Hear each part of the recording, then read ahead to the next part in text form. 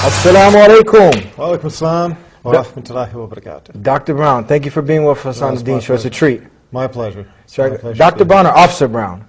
No, Dr. Brown. Okay. Yeah. So the people, our audience, just got to read a little bit about you. Why don't you just briefly tell us, they got to see that you had graduated, you're a doctor, you were an officer, a retired major in the Air Force, is this correct? Tell us a little bit about this. Well, I don't know if you really can say retired, because that, in most people's minds, means that they spent 20 years in the military. Yeah. I was 16 years, 8 years in active reserves and 8 years active duty. But the bottom line is that I'm an ophthalmologist. I'm a specialist in cataract and refractive surgery. I'm the medical director of a major eye center. During the last 10 years, I've authored a number of books about Islam. I first became Muslim about 14 years ago, and in the first few years, it was just accelerated learning.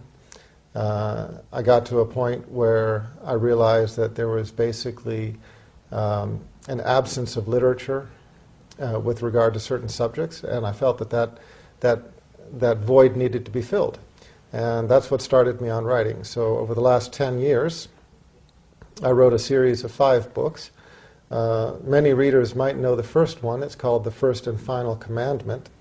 However, I have now rewritten that into 2 books. One is called Misguided, and the other is called Guided. Those are basically volumes 1 and volumes 2 of The First and Final Commandment. The latest book, the one I'm most excited about, is The Eighth Scroll. And the reason that I'm excited, and I feel others should be as well, is that that's actually an action adventure. It's a novel, and it's a very exciting, very fast-paced book, and it's a book that people will read because they enjoy it, but at the same time they'll take home a deeper message. Now, so that's about it. Let's talk about, people are excited, because you mentioned the word excited. I'm sure they're excited to hear how you came to Islam. Talk about this, talk about your past religious experiences and what led you to Islam. Sure. Actually, you know, it's kind of a fun topic for me, because most people assume that I was Christian before I became Muslim. Mm-hmm. And I have to correct them. I have to tell them, no, I was trying very hard to be a Christian. I had tried for many years to be a Christian in many different ways, and it just never worked out for me. And I get a lot of funny looks when I say that. But the bottom line is that what happened was that I started on a spiritual search about 19 years ago. I had a daughter who was born with what's called a coarctation of the aorta. It's a lethal problem, meaning that a child born with this condition most often dies, and they usually die in a particularly bad way, meaning that they have open heart surgery, and then a few years later they repeat the open heart surgery, and then a few years later they repeat it. As the child is growing, they have to increase the size of the graft, and in the end these children die. So this was the first time when I got the news of her condition. This is the first time in my life I felt I had no control. I couldn't do anything about this situation. Every time before in my life, when there was a problem, I dealt with it on my own. If I needed more money, I worked harder. If this needed fixing, I found somebody or I fixed it myself, etc., etc. And everybody knows what I'm talking about. When this baby was born, her name was Hannah, she went straight to the intensive care unit.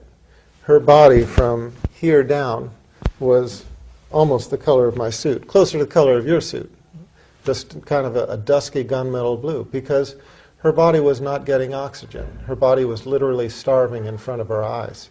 Oxygen starved in front of our eyes. And that part of her body was literally dying.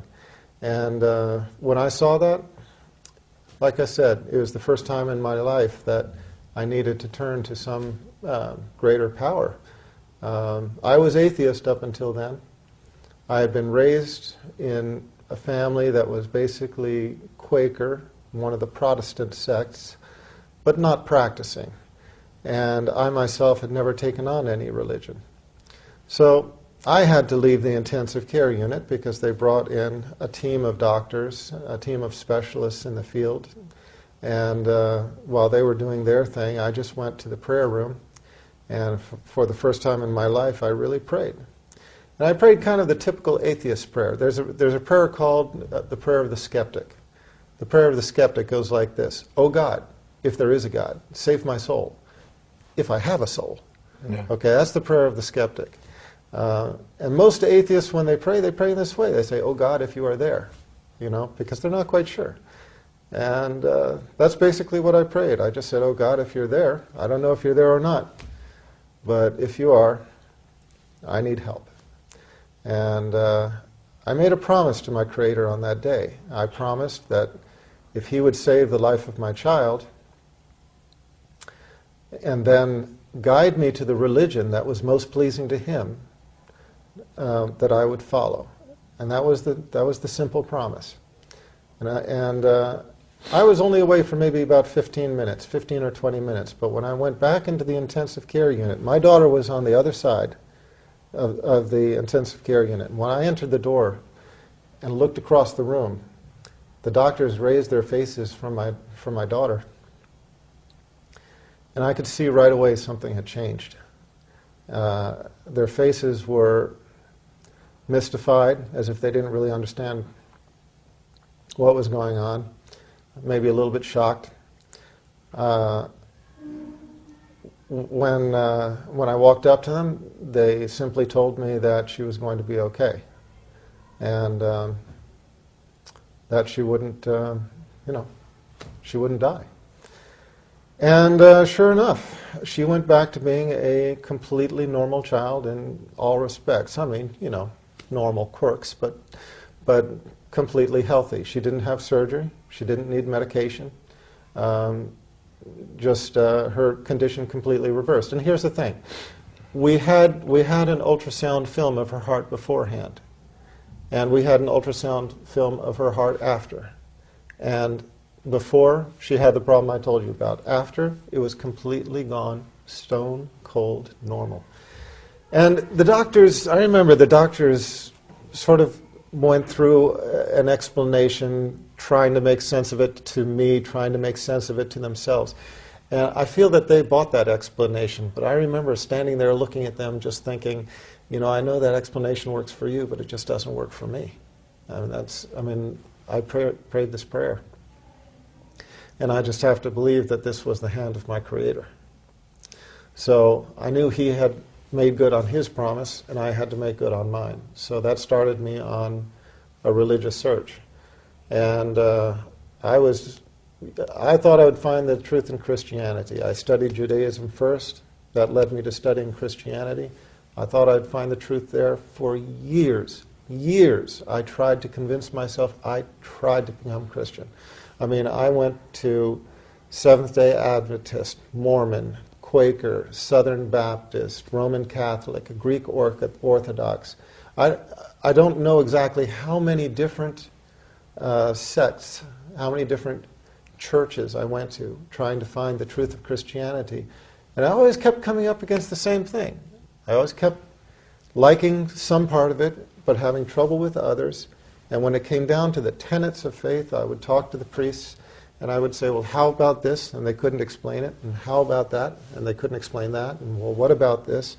And they'd kind of shrug their shoulders, and I'd just say, well, thanks anyway, and move on to the next congregation. It wasn't until I found Islam that all of my questions were answered. And it wasn't until I found Islam that peace entered my heart, and I realized that this was where all of the pieces of the puzzle came together. What were some of these, I'm sure the viewers want to know, what were some of these questions that you had that they weren't able to answer when you were going to some of these higher-ups in the church? Well, you'll find these as central themes in my books, but the simplest ones were simply that I didn't find foundation to the tenets of faith.